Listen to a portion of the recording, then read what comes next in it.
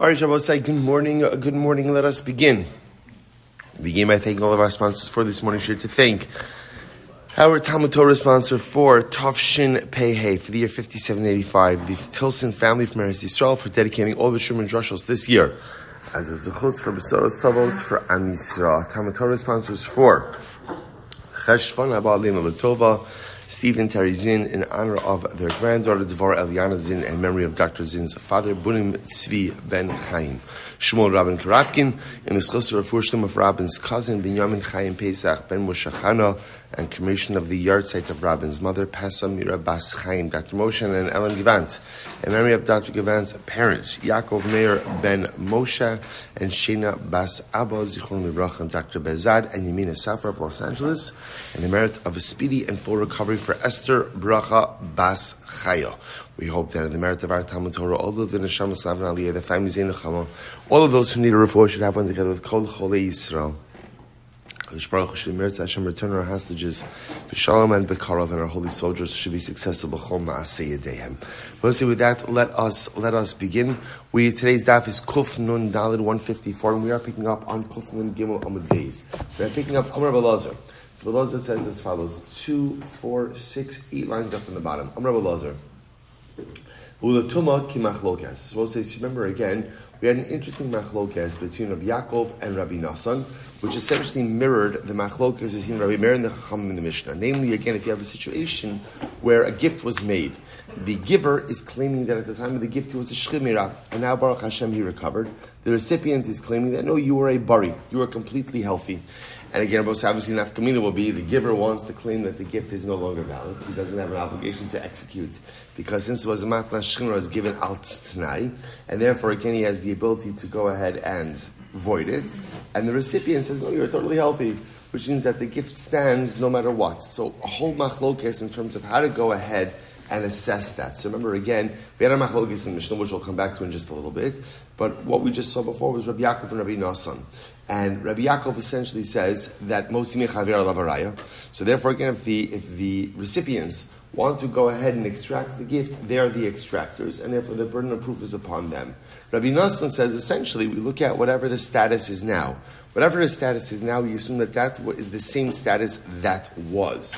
Therefore, if he's a bari, so we assume that he was a bari at the time of the gift. And if he wants to claim that he wasn't a bari, he has to bring a raya that he was a sheleima. If it's a sheleima now, then we assume he was a sheleima at the time of the gift as well. So whatever Rabbi Nassan's his premise is, whatever is your status now, we assume that retroactively was your status as well to the time that the gift was made. So now the Gemara from Rabbi Lazar, Latuma ki machlokes. This same machlokes, this same dispute, Rabbi Yakov, and Rabbi Nassan, by matana is the same machlokes we find by tuma. It's actually very interesting. What was the case by tuma? This nan bika. So we'll say so bika literally again means a valley. In this context, what it really means is a field, an open field. Now Rashi points out over here, the Rashbam points out over here, that the bika in question is an enclosed field, a very large enclosed field. So the Gemara says, what's the status of a bika? So first, I'll take a look at the Rashbam for just a moment. There's a couple of important Rashbams. Kimach lokes, kihechi denechlaku, Rabbi Yakov, Rabbi Nassan. It's in the Rashbam about in the wide lines, about 6 lines in. Kimach lokes, kihechi denechlaku, Rabbi Yakov, Rabbi Nassan, mamatana stam, iaz dinan Basra hashta, o Basra cheskas nechasim, hachenam yafligu gabe tuma. So we'll say, so the same way that Rabbi Nassan and Rabbi Yakov have a machlokes, in terms of the machlokes by matana. Rabbi Yakov saying, Hamotzi me chaver lavaraya.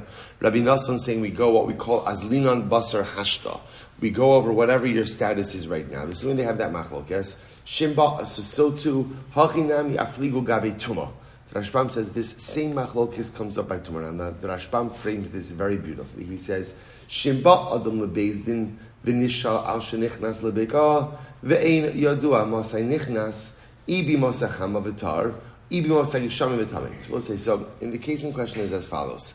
The case in question is a person enters into a beka, into a field. Now we know that at a certain point in time there was tuma in the field. But the shaila is, we don't know, did this person come in contact with the tumah? So let's say, for example, it's Ruvain, right? Ruvain enters into an enclosed field, and we know that at a certain point in time there was a grave there, or there was a corpse there. And Ruvain's not sure, did he come in contact with the tumah? Did he not come in contact with the tumah? So we'll say, so this is a case of Safek tumah. How do you resolve Safek tumah? How is Safek tumah resolved? The answer is, it depends. What does it depend on? Where did the Safek occur? Safek tumah b'rshus harabim is dealt with in a mekel fashion. Safek tumah b'rshus harabim, mekel, l'kulo. Right? And therefore, again, we would rule that he's tar. Safek tumah b'rshus hayochid is dealt with l'chumra. What's the source of that? We've seen this many times before. The source of this is sota.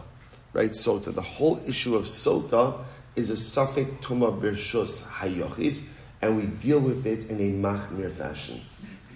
So I will say, so interestingly enough, what the Gemara is going to point out over here is as follows. What is the status of an enclosed field? Is it Rishus HaYochid or is it Rishus HaRabim? And interestingly enough, the answer is, it depends on the time of year. How so? Look at the Rashbam, this is fascinating. So we'll say, so apparently during the summertime, when it's harvest season, you have workers in and out, and therefore, again, the field is considered to be a Rishus HaRabim. On the other hand, during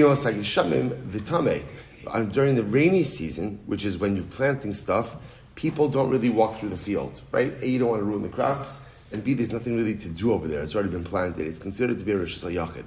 So interestingly enough, the same field, its status is dependent on the season. So during the summertime, it's Rishus HaRabim. During the winter time, during the rainy season, it's going to be considered Rishus HaYachid. Rishus HaYachid. Okay, fine. So that's enough over there. So let's go back now. Let's go back to the Gemara. So listen to this. So Disnan, Bika. So now we know the case. Reuven comes to us, and Reuven says, I entered into a particular field, and there's a safek, whether or not there was a grave or a corpse, or I came in contact with tumah when I was in that field. So how do we resolve this? So here we go.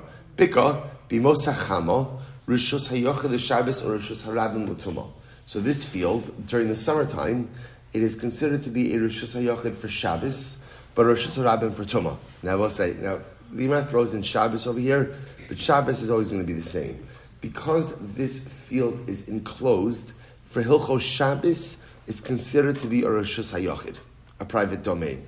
Now, the truth is, Rashbam points out over here, it's not really a classic Rishus HaYochid, it's more what we would call a karfeif, because it's a much larger area, but we're not going to get into this right now. For our purposes, because it's an enclosed area that is not a Rishus HaRabim, therefore, by definition, for Hilchos Shabbos, it is a Rishus HaYochid. So if you were to carry from this field into Rishus HaRabim, or throw an object from this field to Rishus HaRabim, you would be in violation of Hilchos Shabbos. So, and that's not seasonal. That's not seasonal. That's halacha l'maisa all the time. So listen to this. So if it's during the summertime, Rishus HaYochid Shabbos or Rishus HaRabim l'tumah, so it is considered to be Rishus HaYochid for Shabbos, but Rishus HaRabim for tumah. Because remember again, during the summertime, you have workers going in and out, and therefore halacha l'maisa, it is considered to be a public area. And therefore, if you were to have a Safek tumah in Rishus HaRabim, that would be dealt with l'kula. Bimos HaYishamim in the rainy season, Rishus HaYachid lekan ulekan. But ultimately, again, if it's Rishus HaYachid for tumah, during the rainy season, it is considered to be a Rishus HaYachid, both for Shabbos as well as for tumah. The Gemara says, Rava comes along and says, Rashbam points out, Rava is saying something different. This is only true if, let's say, we're talking about a field that is experiencing its first winter versus its first summer. However, again, okay,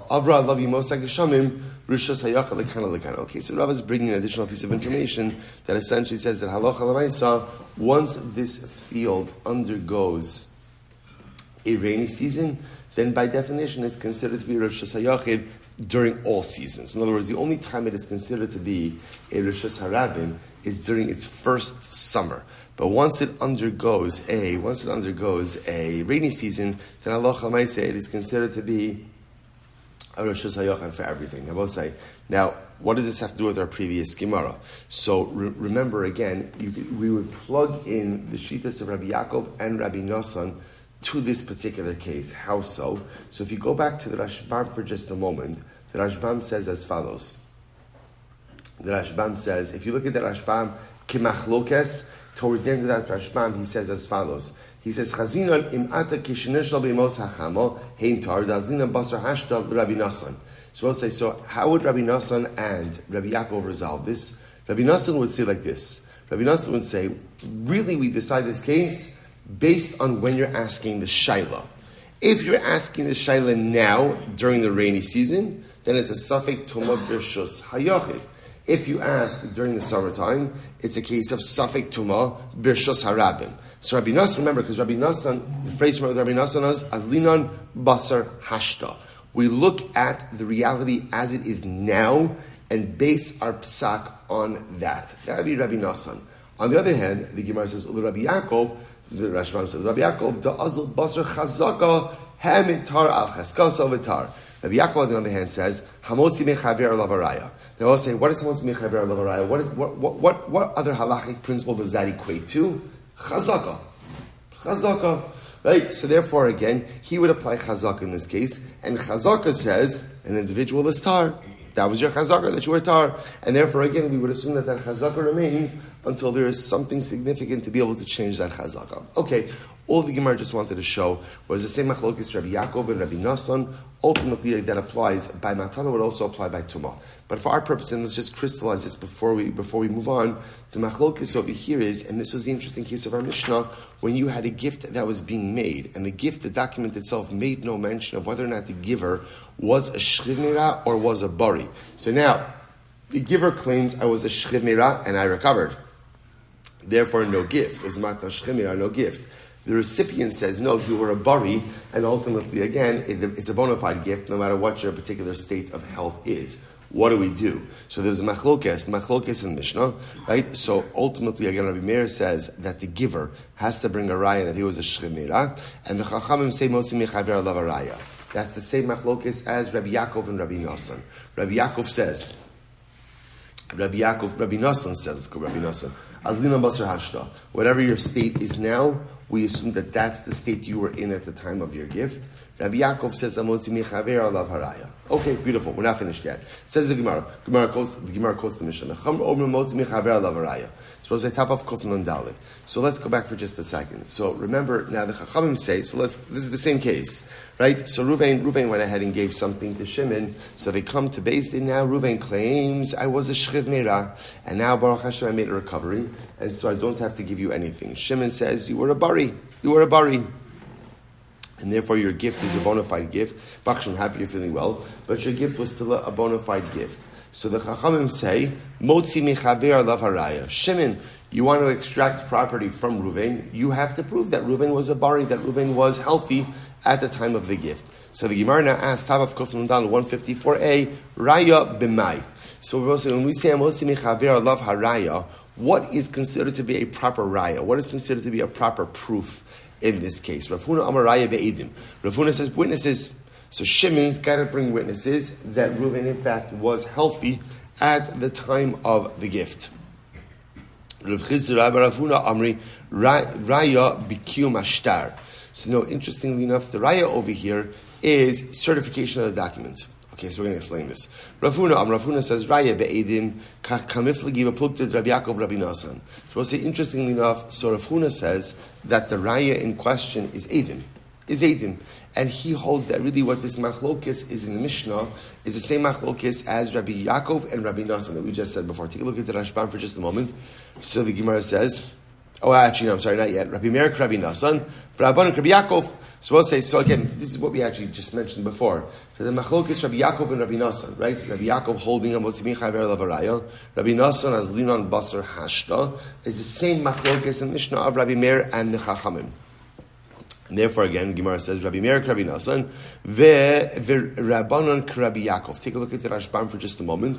The Rashbam says, Rabbi Meir, Rabbi Nassan, 3 lines down from the top. Rabbi Yakov, Rabbanon, Rabbi Yakov, Rabbi Meir, Azl Basar Hashta, Rabbi Nassan. So Rabbi Meir also goes, Azlina Basar Hashta. We look at what is now, and we use current reality as an indicator of what was the reality at the time of the shtar.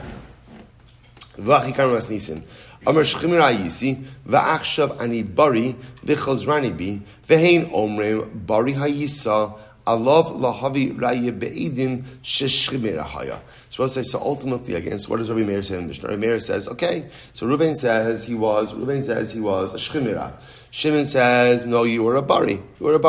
So what happens? What's the halacha? So Rabbi Meir will say, fine, you have to bring Eidim. You have to bring proof. And the Chachamim will say, ultimately, Amotzi mechaver alav haraya.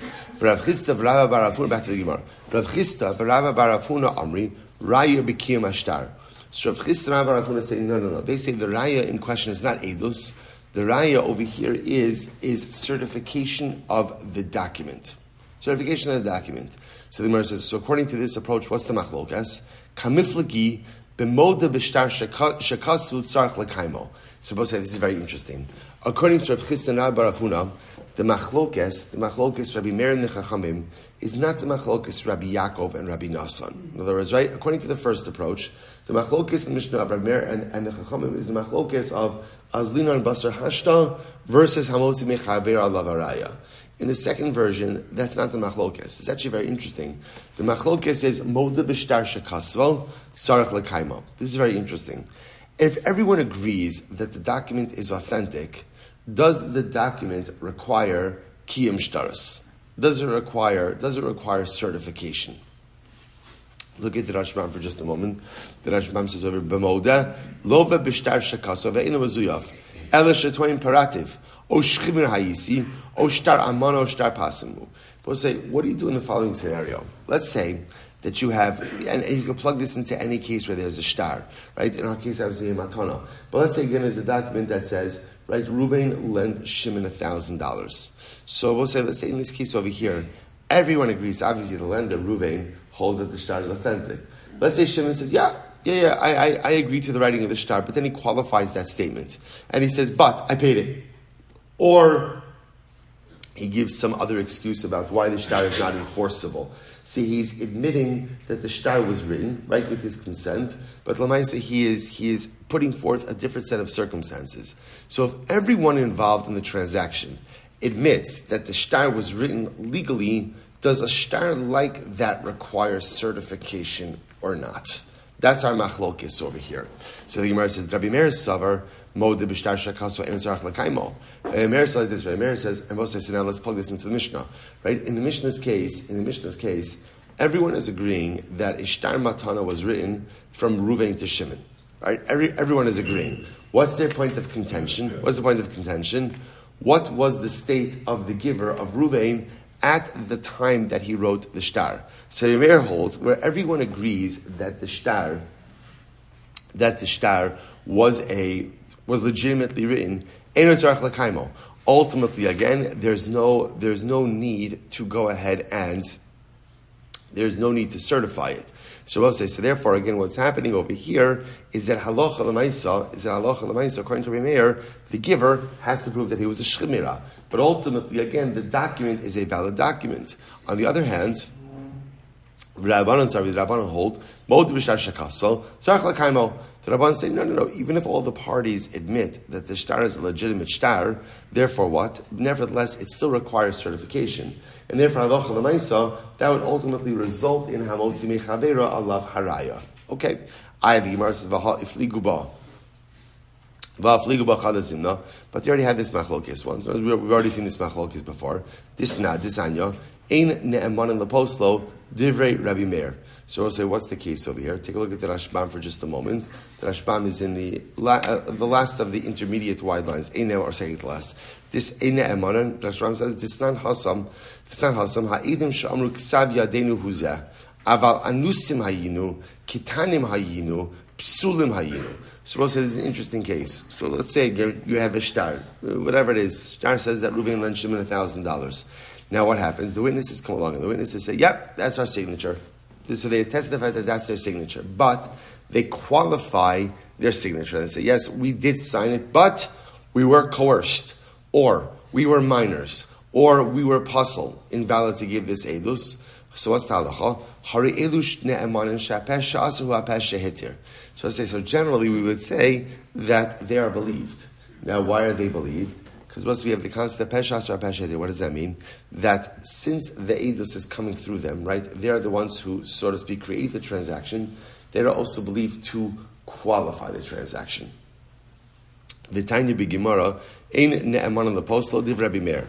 Rabbi Meir, on the other hand, disagrees. Rabbi Meir says they are believed to certify the document, but they are not believed to invalidate it. Upalagamasis, and the Lo Chayish La Pesha Asar, Gabi Shtaras, the Lo Nechshadu Yisrael Al Kach. And what Rabbi Meir says, that's because when someone says, yes, that's my signature, but I was coerced, or but I was a katan, or I'm a apostle, so then what they're doing essentially is they're eroding their own, cheskes kashrus, right? They're eroding their own credibility. And Rabbi Meir says you're not believed to erode your own credibility. So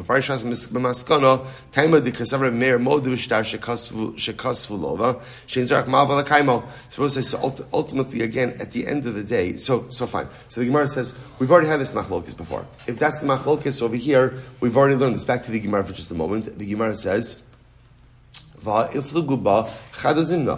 argued about this principle once before. The Sanya, Ein Ne'eman on the post to Rabbi Meir. Rabbi Meir says, if witnesses come along and they say, yes, that's our signature on the shtar, but, and what's the but? But, again, we were coerced, but we were psulin, we were kitanin, that ultimately, again, they're not believed. They're not believed. Why are they not believed? Because, again, Rabbi Meir holds that Mode b'shtar shekasva insarach l'kaimo.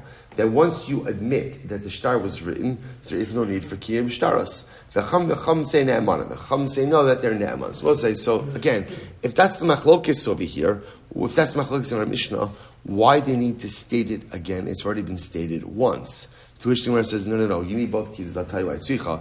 Di'i it marahi, if you were just brought down the Braisa, bahi kamri rabbanim mishum da'alimi edim umari shtara. In that case, the edim are believed. Why do I say? Because the edim are the ones who create the transactional effectiveness. So because they create transactional effectiveness, they have a tremendous amount of power, and therefore perhaps they have the ability to undermine the effectiveness of the transaction as well. Aval hacha, but over here in the Mishnah, who delav kol kamine. But over here, I'll say in the Mishnah, remember again, who is undermining the effectiveness of the shtar? It's the giver. Maybe the giver doesn't have that level of power. V'i itmar baha, and if it would have just said the Mishnah case, baha kam Rabbi Meir. Rabbi Meir only holds his particular position in the Mishnah, ava baha, but maybe in the Braisa, ema modilu rabbanon. Maybe he agrees with the rabbanon, therefore tzricha. Fine. So we'll say, so bottom line, two different ways to interpret the machlokes of Rabbi Meir and the rabbanon in our Mishnah. V'chin amar rabba. So we'll say, so now the Gemara says, v'chin rabba said as well, raya be'edim. So we'll say, so remember again, essentially, what we have over here is a fundamental machlokes in terms of how to interpret the raya in the Mishnah, right? The Chachamim say, let's just circle back for just a second. Reuven gives a gift to Shimon, right? Reuven now comes along and says the gift is void. Why? Because Reuven claims, I was a sheleima at the time of the gift. Now Baruch Hashem had a refuah sheleima. Matna sheleima is a gift with a tanai. Therefore the gift is void. Nothing doing. Shimon says, no, you weren't a sheleima. You're perfectly healthy. And therefore the gift is a bona fide gift. What do we do? So machlokes Rabbi Meir and the Chachamim, we're focusing on the Chum. The Chum say, Motzi mechavero alav haraya. Right? Remember again, Rabbi Meir says, the burden of proof is upon the giver. Right? Because right now he's a bari, so the burden of proof is upon him to prove that he was a shechimah at the time of the gift. Chum say no. The burden of proof is upon Shimon, the extractor. Motzi mechavero alav haraya. What raya? What are we looking for from Shimon in this particular scenario? So again, Rav Huna, Eidim, Rav Chisda, and Rav Huna, Kiyom Mashtar. Now, depending on which way you go in this understanding, will determine the machlokes Rabbi Meir and the Chachamim. Okay, so let's go weiter. V'chein Amar Rabba, Raya be'edim. Rabba also said the Raya, when the Chum say Motzi Mechaber Alav Raya, they mean witnesses. Amalei Abaye, my time. Well, what's the reason? Inema midekulu ksiv behu. Maybe you'll say like this, because generally the reason you need eidos is as follows. Because generally, in the matnas shchimera, we spoke about this yesterday, there's a particular verbiage that is employed. What would you normally write? So he says, inema midekulu ksiv behu kad have mahalech arag loy b'shuka. So I'll say, so again, normally again, in a healthy person's gift, I would say it's actually interesting. It seems to be that they would indicate in the shtar that this was a matnas bari. How would you indicate in the shtar that this was a healthy person's gift? You would use the following verbiage. Ruvain made this gift when he was walking on his own 2 feet in the shuk. Now I would say, but what if he wasn't walking in the shuk at the time of the gift? It doesn't matter. It was an expression. It was an expression that was used. It's fascinating. So in order to show that it's a matnas bari, they would employ this lashon. When Reuven was walking on his own 2 feet in the marketplace, he went ahead and conveyed this property to Shimon. The fact that that phrase is missing compromises the authenticity of the shtar. Shma mina, shchiv merahavi. So the fact that line is not in there, it must be that it's a matnas shchimera. The Gemara says, 1 second, Adarabah, just the opposite. Midikuluk sibbu, whenever there's a matnas shchimera, that also has a particular verbiage. What's the verbiage that's used? Kad katze verami ba'arisa. Normally a matnas shchimera will say has the following lashon. What's the lashon? I, Ruvain, right when I was confined to my deathbed. It would have that lashon also by matnas shchimera. V'halok sibba, and yet in this case over here, this case in question, that lashon is not used. What do you see from there? Shmamina bari havi. What do you see from that? That it's a matnas bari. Matnas bari. Seikal me'marhachi, v'ikal me'marhachi. You're right. You're right. So, by the way, interestingly enough, what are we dealing with? We're dealing with a shtar that doesn't have either of the lashonos. Fascinating. Which I will say, who would have ever thought, up until now, I don't think we've ever been sensitive to this, that you have to indicate, in other words, we always thought that the obligation was to prove that it was a matnas shchimera, but you don't have to prove that it's a matnas bari. No, apparently it seems to be that people would indicate, is this a matnas bari or is it a matnas shchimera? The problem in this case over here is the shtar has neither of these lashonos. So it doesn't have the lashon of I was walking on my 2 feet in the shuk, and it doesn't have the lashon of I was laying in my deathbed. So what do you do in a case like this? So the Gemara says, so therefore again you could interpret this to be a matnas shchimera or a matnas bari. What do you do in a case like this? Ultimately again, it's supposed to say, therefore what's the halacha in the case of Safek mammon? So, what do you do when you have a suffix in mammon? We assume that whoever is currently in possession of it is the owner. And if you want to change that, what do you need? A raya. And what kind of raya? Eidos. Beautiful. Ubeplukta to Rabbi Yochanan. Sorry, and this whole thing is Mardim Machlokes. So Rabbi Yochanan Amarai Be'edim. Rabbi Yochanan says the raya. Remember, again, we'll say going back to the Chum. The Chum say Motzimi Chaver Alav Raya. Reuven gave a gift to Shimon. Reuven is claiming it was a matnas shchimera. Shimon is claiming it was a matnas bari. We're obviously talking about a case where the shtar itself doesn't point in either direction. The lashon is missing. So what does Shimon need to do in order to prove his point? So Rabbi Yochanan says, Eidim.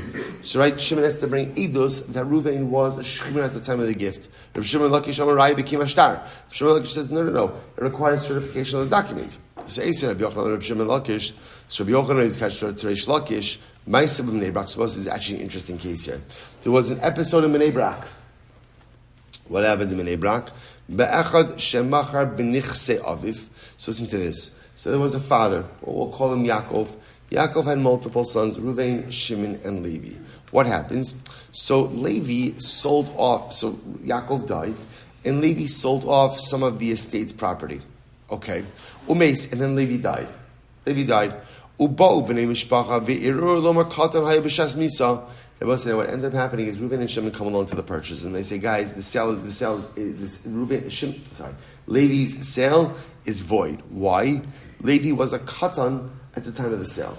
He had no right to start selling off estate property. He was a katan. Okay.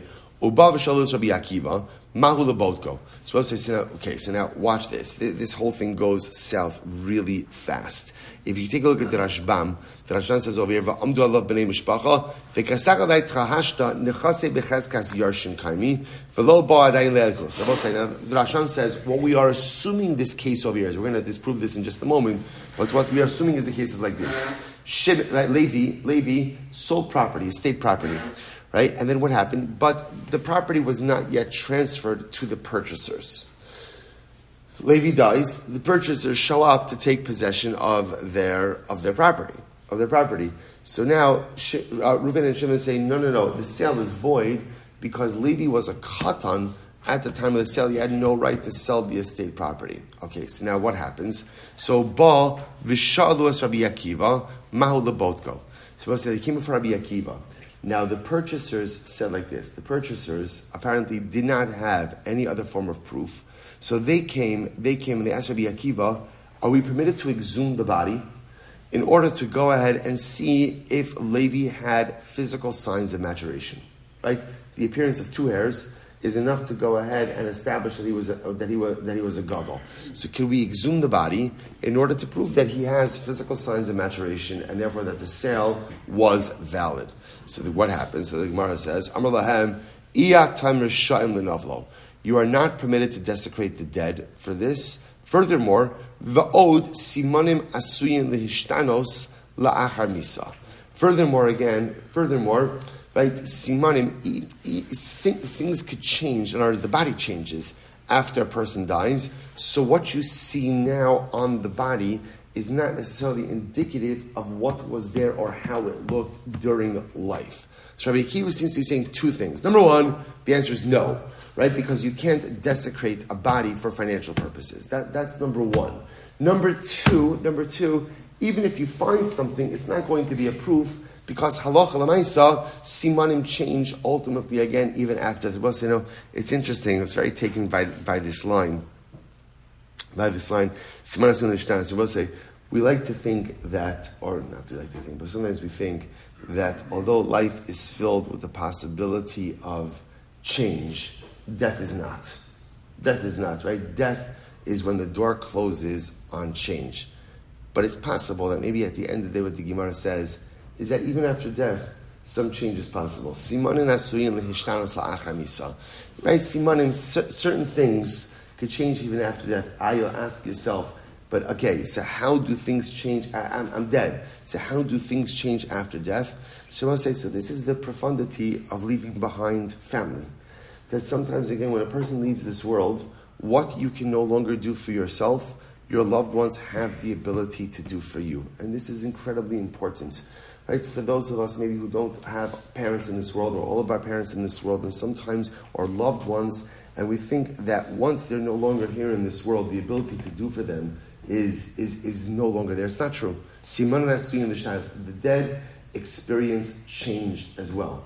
The difference just is the dead cannot affect change for themselves. But we, the living, have the incredible zechus and the incredible ability to affect change for the dead. I will say it is one of the greatest zechuyos we have. That when we learn li'ilui nishmos our loved ones, when we give tzedakah, when we do chesed, when we become better people because we are inspired by the memory of our loved ones, they experience change. Their neshamas experience change. They can't be the engines of that change, but we could be the engines of that change for them to experience even in the next world. Such a profound Gemara. All right, so Gemara says as follows. So let's analyze this case a little bit. So Bishlama, on the base. So Bishlama, Lididi, Da'amina Raya Be'edim. So Rabbi Yochanan says like this. So according to me, this makes sense. Because I hold that in general, when we talk about Amotzi Mechavera Lava Raya, so Raya is with Edim. So Keva Damar Lukuchos, Aisu Edim, Lo Ashkechos. So what happened in the case of Bnei Brak? What happened in the case of Bnei Brak? Right? So the purchasers say that Levi was a gadol. So what do the brothers say? What do Reuben and Shimon say? Okay, Levi was a gadol. What do they say? Bring edus, bring witnesses. Okay, you're making a claim. Fine, you're entitled to make a claim. Support your claim with witnesses. And ultimately, again, the purchasers were unable to go ahead and produce witnesses. And that's why they come to Rabbi Akiva and they say, that's why the witnesses say, Rabbi Akiva, are we allowed to exhume the body, to examine the body for physical signs of maturation? Because again, they were asked to furnish witnesses. They could not furnish witnesses, so therefore they asked to exhume the body. Rabbi Yochanan says, according to you, the Amrit Raya B'Kiyam Ashtar, but according to you, Reish Lakish, that the Raya, the proof in these cases, is certification of the document. The document is a legitimate document. Why are they asking Rabbi Akiva to exhume the body? Just simply, right? The threshold is so much lower. All you need is what? Certification of the document. You will say, by the way, how do you accomplish Kiyum Shtaros? How do you accomplish Kiyum Shtaros? right? You go to Beis Din, witnesses attest that it's their signature, Beis Din puts the shtempel on it, and that's it. There's no exhuming bodies. What are you talking about? So here what Rabbi Yochanan is saying? Rabbi Yochanan is saying is the fact that the purchasers asked for the exhumation, I don't know if it's a word or not, but exhumation of the body indicates to us that they couldn't produce witnesses. All right, so the inability to produce witnesses, looking for physical evidence that he was a gadol. But the Lamaisa, if raya is certification of documents, we're not exhuming anything. Call up the witnesses, find out the right signatures, or find someone who recognizes the witnesses' signatures, certify the document that we're good to go. So Rabbi Yochanan uses this as a proof that he is clearly right over Reish Lakish. So in other words, one second. Me service in the chasi becheskas ben b'shal kamet. The Gemara says, no, you've got the case wrong. So what I was saying before, we were assuming that what's the case? Who has the property? That the property was in the possession of the family members, right? That what had happened over here? Levi sold off property and Levi died, but he died before the property was ever transferred to the purchasers. So now, after the levaya, the purchasers show up. They say, "Hey, so sorry about your loss, but Levi, your brother, sold us property. You know, it's in your possession. Still hand it over." So the Gemara says that's not the case. Mi sarvis nechasei becheskas b'nei mishpacha kaimi v'ka'asu l'kuchos uma'arari. Do you think that the case over here is where the property is in the possession of the family and the purchasers are coming to extract it from the family? That's not the case. Nechasi becheskas l'kuchos kaimi. No, the case over here is where Levi sold the property and purchasers took possession of the property. And now what's happening? V'ka'asu b'nei mishpacha v'kama'arari. Reuven and Shimon, the surviving brothers, are coming along to the purchaser and saying, "Give us back the property." So you'll see how this changes the story a lot. So the case over here, the Gemara wants to suggest, is where Levi not only sold the property, but transferred the property as well. So therefore, the property is in the possession of the purchasers, and the brothers are showing up in order to get their property back from the purchasers. So we'll say, take a look at the Rashman for just a moment. Va'asu Yarshi, it's in the short lines, about 3 lines in. Va'asu Yarshi v'kamari, va'amri katan haya, v'shalo kedin tafastem, tahasam gabi Yarshin lo shayich kiyum shtarei.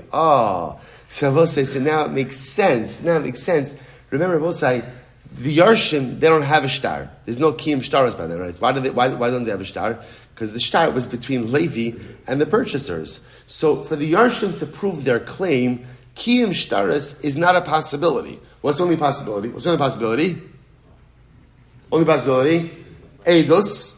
And because there are no Eidim, then what? Exhumation.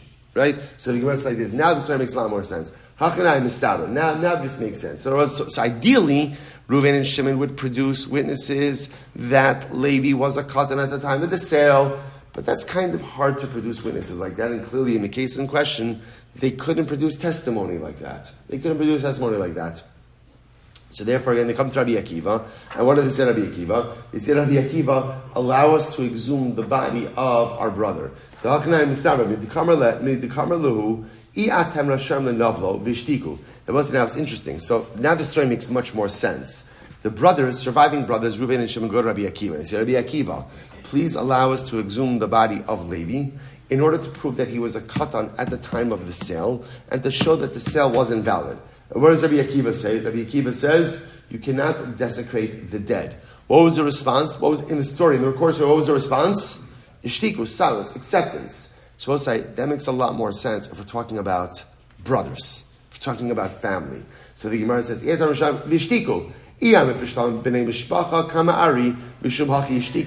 I'll say, if you understand that it is the brothers who are making the request for exhumation, and Rabbi Akiva says we don't desecrate the dead, so it makes sense that the brothers, the family, no one wants to exhume the body. They figure this is the only way to go ahead and support our claim. Rabbi Akiva says you can't do it. The fact that they readily accept that, it makes more sense if Rabbi Akiva is talking to family members. Listen to this. But if Rabbi Akiva was talking to the purchaser, in other words, if the case was as we originally thought, namely what? That the property was still in the possession of the family, and the purchasers were trying to extract the property from the family, and it was the purchasers who come to Rabbi Akiva saying, let's exhume the body of Levi to see if he was in fact a gadol, then ultimately, again, when Rabbi Akiva says, sorry, we don't desecrate the dead, then they would have responded back. Amai shaski. Why would they just accept that? Lemru le, anan zuzi havina le, lenevel v'nevel. So again, why couldn't they say that to Rabbi Akiva? Again, listen, Rabbi Akiva, hear that? Money's money. Like, in other words, this is not right. I understand you don't want to desecrate the dead. We also don't want to lose money. And this person, Levi, sold us property. So we have every right to exhume his body in order to ascertain whether or not he was a gadol or a katan. So we'll say, so it's interesting. First of all, it's interesting about how people get when it comes to money, right? So we know this, right? You see, like the Gemara says, there are three things, right? There are three ways in which you see the true nature of a person: koso, kiso, and kaso. So again, kiso is pakim, means his money. You see a lot about people in terms of how they deal with money. And we've also, right, even the nicest and most mild-mannered of people, when it comes to money, a different side comes out. So again, the Gemara posits the fact that in the story, once Rabbi Akiva said we don't desecrate the debt for financial purposes, the fact that the claimant accepts that so readily makes more sense if you're dealing with family members. Right? So if you understand the case that we just espoused, that the property is in the possession of the purchasers, the family members are trying to get it back, they want to exhume the body to show that he was a katan. Rabbi Akiva says we don't go ahead and desecrate the dead, and the claimant accepts it. That makes more sense if it's Reuven and Shimon, the brothers. They'll accept that because they don't really want to do this to begin with. But if the case is as we originally thought, namely the property is with the family, and the purchaser is coming to extract it, and Rabbi Akiva says, I'm sorry, kavod ameis, what are the purchasers going to say? Kavod ameis, shmavod ameis, right? Get that body out of there, right? Because we spent a lot of money on this property, and we have every right to see if the sale was a valid sale. So the fact that that does not come up indicates to us that it makes more sense this new way that the property is in the possession of the purchasers and it's the family members who are trying to extract it. So the Gemara says, no. Imi shumha, if that's what your proof is, so the Gemara says, Imi shumha lo iria. Halchi kamarlu. Because ultimately, this is what Rabbi Akiva is saying. Chada, diatamra sham lenavlo. So what Rabbi Akiva is saying is like this. I would say, it could very well be, this is not a raya to the second version of the case. It could very well be that the case is as we said before, namely that halacha l'maisa, it was the family who still had the property and the purchaser coming to extract. So how do you understand Rabbi Akiva's Rabbi Akiva's things? Rabbi Akiva is saying two things. Number one, iatem rasham navlo. Number one, Rabbi Akiva says you cannot desecrate the dead for monetary purposes. We'll say, by the way, you should just know this is not a topic, but absolutely fascinating. There are cases like this that do come up, where let's say again you have to exhume a body for autopsy purposes in order for insurance claims or other things like that. So there's a lot of discussions in halacha about whether or not autopsy is permitted, exhumation is permitted for financial purposes. So it's interesting that Rabbi Akiva seems to be saying over here, we do not desecrate the dead for money. That's number one. But Rabbi Akiva is saying something else. Va'od v'chitenu zil shakal l'navel v'nivel simanu asu l'shtanas la'achar misa. So Rabbi Akiva is saying, or maybe, I don't know if we go with the first version, right, where the property is with the family, and it's the purchaser who's trying to extract the money. So the purchaser will say, you know what? Sorry, we don't care about the desecration of the dead. Money is money, right? Get that body out of there, and let's see if he's a gadol or not. Rabbi Akiva says, no. It doesn't matter. Why? Because simanin asuyin l'hishtanos. So Rabbi Akiva is really saying two things. Number one, you can't desecrate the dead for financial purposes. That's number one. And number two, it's not going to help you. It's not going to help you because at this point, what you're trying to see is, does he have physical signs of maturation? And Rabbi Akiva says, I'm telling you, physical signs change after a person dies, and therefore, Allah say you can't glean any raya from the present state of the body anyway. So what we originally thought was Rabbi Akiva saying one thing in two ways, he's in fact making two distinct statements. Number one, can't desecrate a body for financial purposes. Number two, what you're looking for can't be accomplished because a body changes form after the person dies anyway. Okay, let's go back there. Sharab Shem and Lakish. So by the way, I just want to point out, we are still mired in our same machlokes. It's the same machlokes, right? In the Mishnah, Chacham said, right? Remember again, Reuven gave Shimon a gift. Reuven is claiming he was a shchimira and he recovered. Shimon is claiming you are a bari. So what do we do in this case? So Shimon has to bring a proof that Reuven was in fact a shchimira. What kind of raya do you have to bring? These are ongoing machlokes. So one opinion says, Eidos, witnesses. The other opinion says Kiyim Shtara. So we're still mired in this machlokas. Let's go weiter. Shaul, Rabbi Shimon ben Lakish, Rabbi Yochanan. So Reish Lakish, Asfayin Kash, Rabbi Yochanan. Zu Sheshenuye b'Mishnah's Bar Kapara. We learn the following idea in the Mishnah of Bar Kapara. What did Bar Kapara say? Listen to this. Hari Shaya Ochel Sada. Listen to this. There was a guy, Ruvain, and Ruvain was consuming produce in a field. Uba bechezka shehi shalom. So for a very long time, Ruvain was using this field, and he was consuming the produce, and everyone around assumed that what? That Ruvain was the owner. And not, right? Because Vikara alav echad irer lomer shalihi. Shimon comes along and Shimon says, Ruvain, not your field. That is my field. V'hotzi ze es ono lomer shemachartali. So now what happens? Ruvain takes out a shtar. And what does it say in the shtar? The shtar shows that in fact Shimon sold Ruvain the field. Okay? So in other words, supposed to hear what's happening. So Ruvain using the field for some period of time uncontested. Right? Everybody assumes it's his. Shimon comes along and says, hey, it's mine. So Ruvain says, yes, it was yours, but lamaisa again, you sold it to me. Hotzi ze es ono lomar shemecharti alo. So he takes out a shtar, right? He takes out a shtar that says, ultimately again, you sold it to me. O shenasat libu matana.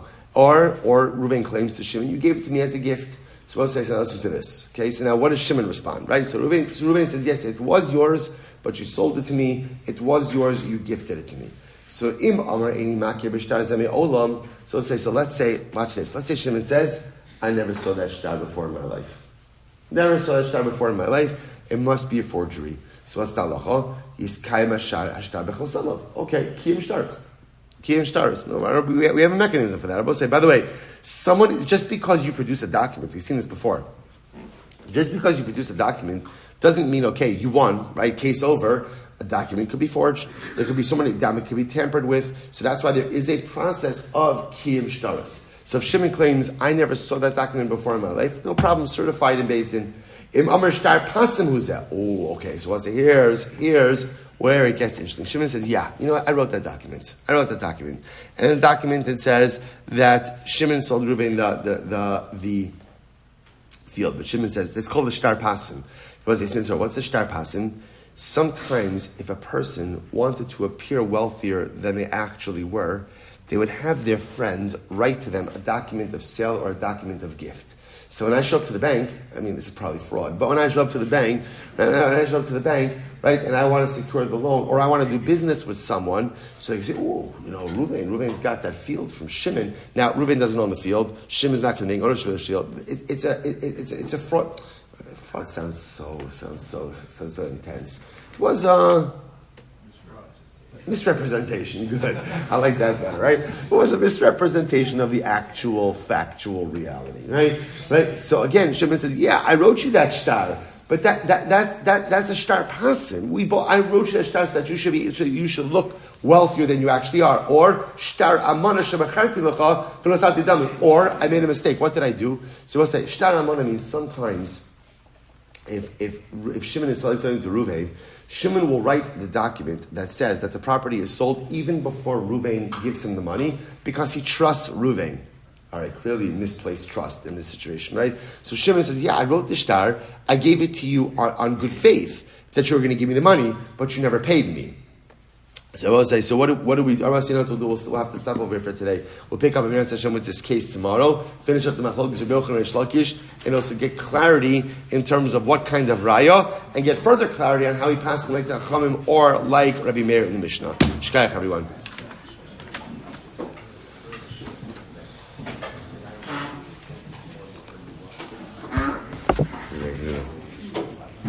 All right, have a great day, everyone.